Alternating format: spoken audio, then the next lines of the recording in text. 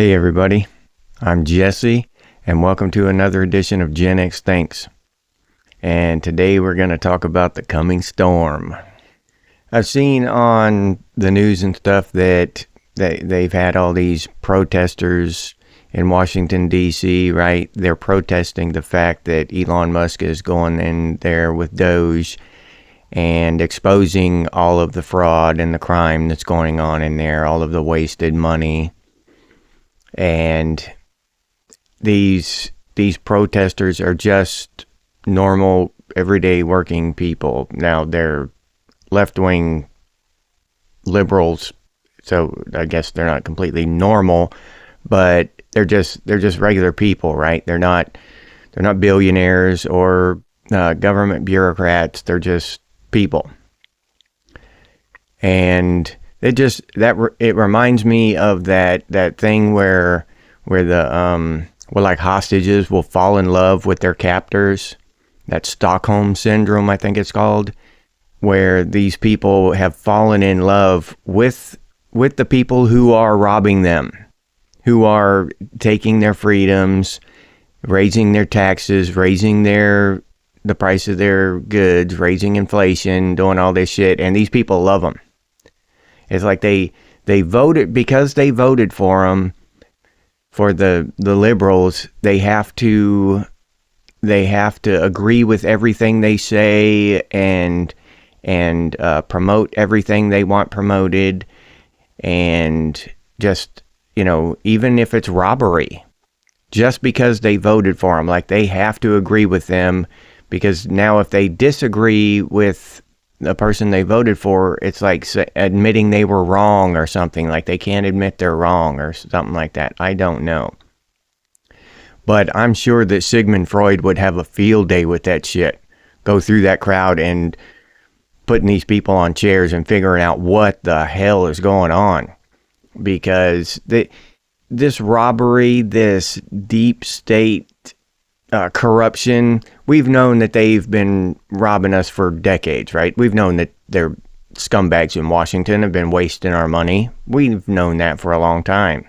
Now, to all of a sudden jump up and start defending that corruption, I don't get that at all. It's finally being exposed. It's like if I invited Elon Musk over to my house and asked him to, it's dark inside, and I asked him to flip on the light, and he flips on the light, and we see cockroaches scatter. Now I could get mad at my exterminator who robbed me and said he did his job and didn't, okay? And just stole my money and ran off. Or I could get mad at Elon Musk for flipping on the light and exposing his corruption. Now these people are getting mad at Elon Musk, and they're protecting the exterminator, the one who robbed them. That's what they're doing. And I've heard a lot of stuff about how he wasn't elected, and it's illegal for him to go in there and audit these agencies and stuff because he's not part of the government and stuff. All right, the people saying this, your unelected bureaucrats have been robbing us, have been committing crimes of fraud in there for decades, your unelected bureaucrats. Now that our unelected billionaire bureaucrat is going in there and shining a light on that bullshit and exposing their fraud, you want to cry foul. Okay? Talk about it's against the law. Now, go into that. The law. What is law? It's some shit that somebody wrote down, probably for their own best interests, because they were paid to. All right? Now, it used to be against the law to free a slave. To free a human being from bondage in the United States used to be against the law. It used to be against the law to aid or abet an escaped slave. So laws laws are not always in the people's best interests, are they? And in this case with Elon Musk, I would say even if there is a law, let's go and err on the side of caution and say that there is a law. I'll admit ignorance on this. I haven't done a deep dive into the bureaucratic laws on this. I don't know if there's a law against it.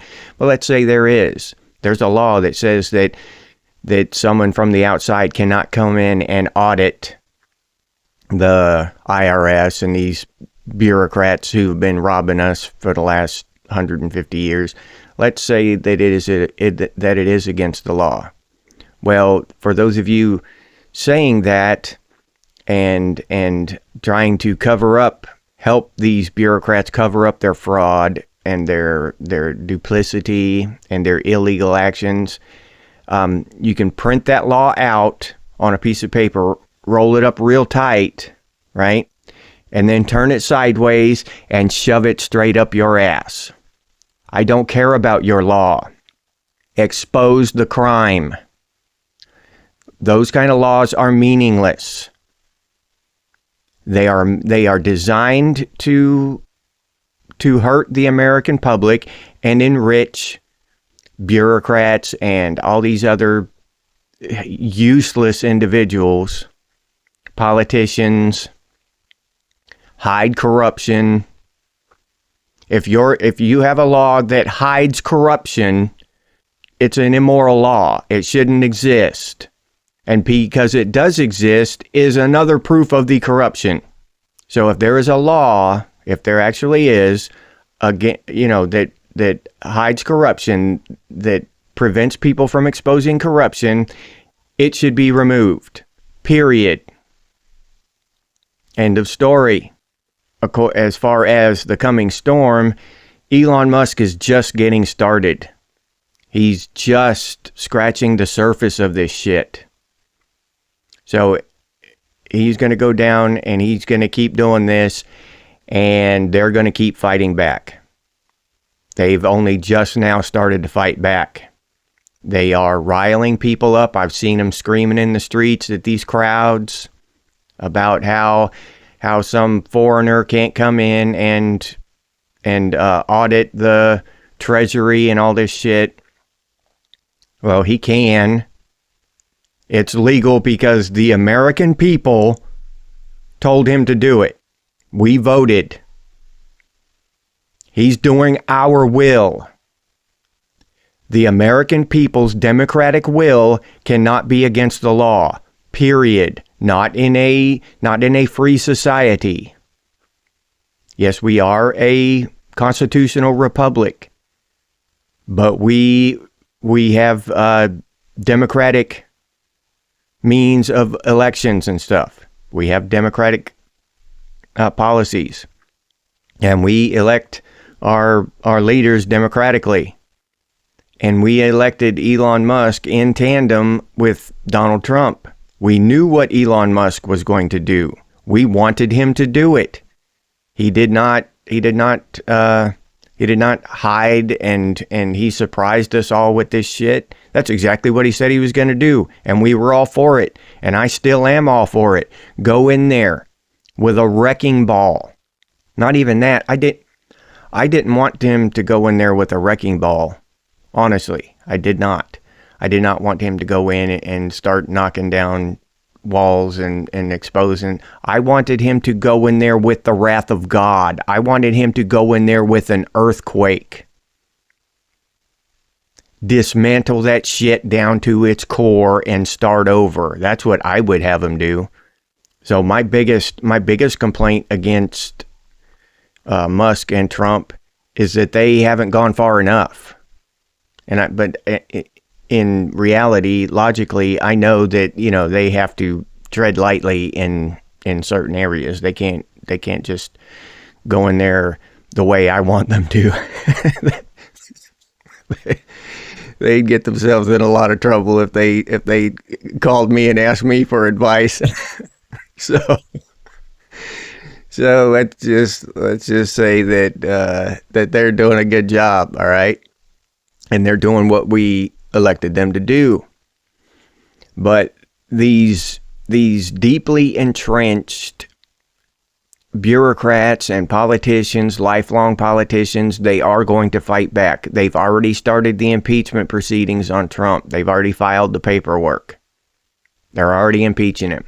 Now with this House and Senate, I don't think it'll go anywhere. He's got more support than last time, right? And that's gonna go to the midterm elections. If we step up and continue to give him our support and vote, because if that doesn't happen and they rile up their base and they get enough to where they can cheat a few people out of their elections, then they can turn it and they can impeach him if we allow it. So, but that is what's happening now is just the beginning. Because once you start something like this, it's just scratching the surface. And these criminals, the crime syndicate or whatever, it's miles deep, okay?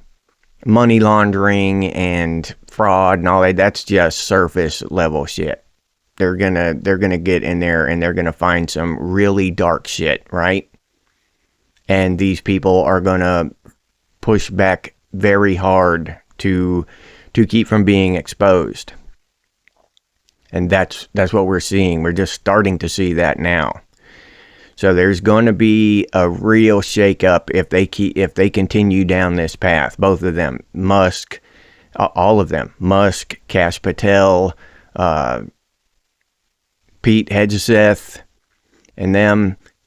Now, when Kash Patel gets in there and he starts his stuff, in the FBI as the FBI director and all that stuff, he's gonna shake some things up too. So this whole snowball is just a tiny little thing right now. So in a year or two, it's gonna be huge, and there's gonna be pain. Okay, when they start shaking these things up, and that's part of it. That's part of the storm I'm talking about. Is going to be good in the long run, the long term, over the next couple decades. Not in the short term, not in the next 2 years, not in the next 4 years, but in the long term. We all should be looking forward to that pain, just like if we were going in for surgery or something, and we knew we were sick and we knew we were dying. We know our country's sick. We know our country's dying. A country is a system, just like a body. Like I told you before about the two boys, the two sons, and the illegal mowing the lawn. In that analogy, here's another analogy for you. The blood inside a body, that's like our money, our currency, right? As long as it's inside, it can circulate around over and over and over again and keep your different organs and your muscles healthy and stuff. But if you let it start leaking outside and going off to, soak in the ground and whatever, then you start getting weaker and weaker and weaker until you die. It's the same thing with our money. If we let our money leak overseas, then our country's going to die. We need to keep it inside the United States and circulate around and keep our businesses healthy, keep our families healthy, keep everything healthy, our infrastructure, keep that healthy. We build bridges, that creates jobs. And those people who build those bridges go buy houses and cars and everything else. But if you send it over to wherever, China, to build their bridges, well, what good does that do America? Or China to get a new bridge or a new military industrial complex or a new nuclear power plant or a new coal plant or whatever. So we need to fix these things. And to fix these things, as I started to say a couple seconds ago and I got sidetracked, but we should look forward to the pain. Just like if we were sick and we needed surgery, right? We should look forward to that surgery, even though it's going to hurt, because it's going to save our lives. It's the same thing with this kind of stuff. Some of the things that they're doing are going to cause short-term pain, financial and different ways. It's going to cause short-term discomfort. Prices are going to go up. People keep telling me in the comments and shit, you don't know what tariffs are. You don't know. I know exactly what a tariff is. And it will raise the prices of goods. But what these people don't understand is, no, the consumer's not going to pay for it. Not in the end. Number one, okay, you don't have to buy the damn thing. If the price of a Chinese doodly wig goes up 50% or 100%, you just don't buy it. Oh well, I don't want that Chinese doodly wig. I did when it was dirt cheap. But now, I'm not going to buy expensive garbage. I'll buy cheap garbage. I'm not going to buy expensive garbage. So I'm not going to do it.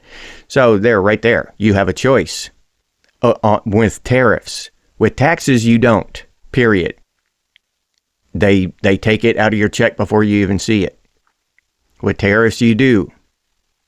Number two, if China says, my doodly wigs have gone up by 100%, and I have to raise the price of my doodly wig, now my doodly wig, the sales have dropped drastically. So now I have two choices: either accept these losses or build a factory in America, hire American workers, and build my doodly wig over there, and then I won't have to pay those tariffs because it's made in America.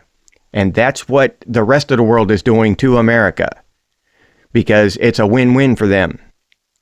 So American businesses, they build factories in China, so they pay no Chinese tariffs because there are Chinese tariffs on American goods, and then they export American goods back here, right? Because there aren't any tariffs. America doesn't tariff. So they don't pay either way. That's how these people get ultra mega rich. So just to even the score and start forcing these companies and these to build this stuff in America, that just makes sense.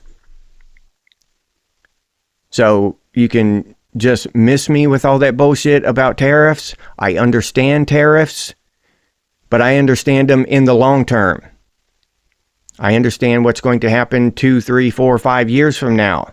Not what's going to happen immediately 2 days after the tariff goes into effect. The prices are going to go up. Yes, you're correct about that. But that's very short-sighted. Intentionally so, I believe. The government, the United States government, used to run on tariffs alone. They didn't tax its citizens. They taxed other countries, and they can do so again. We don't need an income tax. They have us brainwashed and buffaloed into believing that the government cannot operate unless they rob us. Now, they are literally wasting trillions of our dollars. Elon Musk is exposing just how they're doing it now. The exact details of the ways, right? But we've known they were doing it the whole time. So if they can waste all those trillions of dollars, then they don't need our taxes. They don't need our tax money. Period. But the storm is coming. An economic storm, like I said, because if he does the right thing and starts tariffing these other countries, and it is the right thing, yes, it is going to hurt in the beginning, just like surgery hurts. But once the healing is done and we don't have an income tax, hell, that was worth it. If you look back in the last couple years, yeah, they were tough, but shit, I don't have an income tax now. Totally worth it. That's what I'm talking about. And that's what I'm talking about, the coming storm. It has to get worse before it gets better. It has to. In every single system across America. The education system has to go through convulsions and be dismantled, and It's going to be hard to restructure the education system, for the federal government to pull out of that, and for the states to implement some real good education for our kids. It's going to be tough. People are going to have to, find babysitters and daycare and all this shit. All this restructuring is going on. They might have to shut some schools down. No telling. They might, a lot of teachers will probably quit. All kinds of stuff could happen. But it's not going to be fun. Now, after that restructuring, and each state has a good, wholesome, real education system teaching real facts and facts of life. Now, we're going to look back and say, hey, it was worth it. No more of this just weird bullshit being taught to our kids. And I think that's one of the most important things that's overlooked, especially when I look back on my life as a kid. All this stuff that I was taught that I just believed because I thought that was life. I didn't even question truth or falsehood or any of that stuff as a little kid. I just took it, that's the way the world is. And it took me years to unlearn that shit, to figure the truth out for myself. So I think education's very important, more important than we think about at first blush. But all these things are going to hurt, as they're being restructured and redone and dismantled the way they need to be. You hear me talk about that shit, about dismantle it, rip it down, tear it down. I talk about it with immigration, stop immigration. There's another way that it's going to hurt. If we get rid of all these illegals, it's going to be tough for a couple years. Yeah, I'm fully aware of that. The prices of apples are going to go up. The prices of, getting your lawn mowed are going to mow up. Heaven forbid you have to go mow your own lawn for a season or two. I know, it's going to be tough. It's going to be hard. Heaven forbid you don't get those apples, or maybe you got to pay a little bit more. But 4 or 5 years from that point, after we got rid of all the illegals and wages are actually rising, like all the liberals are always crying about, do you raise the minimum wage? The wages, we got to make a living. Okay. Get rid of all the illegals. Wages will rise by necessity, by just natural processes. Wages will rise because you have gotten rid of all of the people who are lowering our wages. If they want their apples picked, they're going to have to pay a decent wage to get their apples picked. Del Monte won't make 4.8 billion in profit next year. They'll make 4.2. I know my heart aches for Del Monte. It really does. But, we all got to take it on the chin to make our country a better place to be for all of us. We all got to sacrifice, even the billionaires, even the big corporations. So, yeah, just miss me with that too. Your whole liberal, crying about wages and then crying about immigration. Because you're crying on both sides of the argument. You either want high wages or you want immigration, one or the other. Because they're like oil and water. They don't mix. But your politicians and stuff are going to tell you that I'm wrong, that I'm lying, that illegal immigrants, what is it? Undocumented workers. That's what they're called. Undocumented workers. They don't affect wages at all. It's the alt right wingers like me. I'm the one dragging everybody's wages down, right? I'm the one who's destroying the world because I want American people to be paid a living wage, and I want the corrupt, thieving bureaucrats out of our system and have them pick the apples. So all of these things, half of this storm coming is going to be a result of that, of healing, of fixing things. And that's one thing that I would like to see out of Trump and this administration and carried forward into the next administration. Hopefully we can get somebody good in there. but I would like to see them implement some long-term strategies and changes. Long-term. The Band-Aids are nice. The Band-Aids are great. But we all know that another puppet like Joe Biden will get in there and he'll undo all those Band-Aids. He'll just rip all those Band-Aids back off and we'll start bleeding again. All right? We need surgeries. We need healing. We need restructuring. And as I mentioned earlier, the second half of that storm is just these liberals and these deep state bureaucrats are going to rebel against that. Rebel against, stopping their crimes. Rebel against us stopping their fraud, exposing their crimes. They're going to throw everything they have at Elon Musk, at Kash Patel, at Pete Hegseth, at Donald Trump. They're going to try to bring these people down. They're going to try to stop them out of self-preservation. They're going to fight back. And they're going to call all of their robot sheep out onto the streets and start violence and destruction. They're going to just whatever they can do. They're going to try to impeach and stymie and stall and deflect and lie. Everything they can do. They're going to try to put them in prison. They're going to make up stories about them, just like they did with Pete Hegseth and Donald Trump. They're going to make up shit about Elon Musk and Kash Patel and all these. It's going to be lies, and I'm not saying it's all going to be lies. Maybe they did do some shit. I don't know. But I just know they're going to make up lies too. So, yeah, and it's going to be turmoil. It's going to be difficult. But as we go through this, the next 4 years, remember that some of this stuff is good for our country. And the best things for our country, believe it or not, are going to hurt. They're not going to be the best things for right now. They're going to hurt right now. By necessity, they must raise prices. They must make life uncomfortable in the present, in the short term, so that life can be great from here on out. Because we can't keep kicking this can down the road.